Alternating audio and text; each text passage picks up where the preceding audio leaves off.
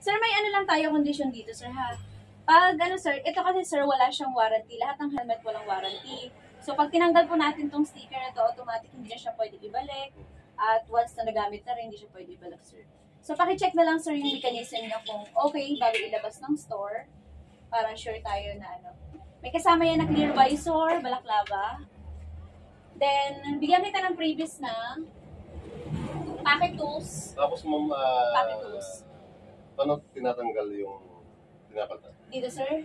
Wait, check natin. Sir, pag halimbawa ito, binaba ko. Yun, Angat tapos yan, sir. tanggalin na lang. Tapos, diin mo ulit, sir.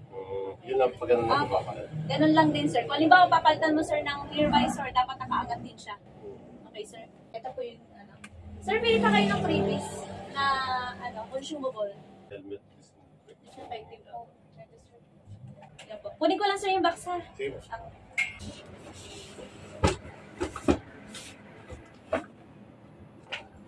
Ito, sir, yung balaklava and clear visor. Tapos mga kalat. Ma'am, thank you po. Ingat po kayo.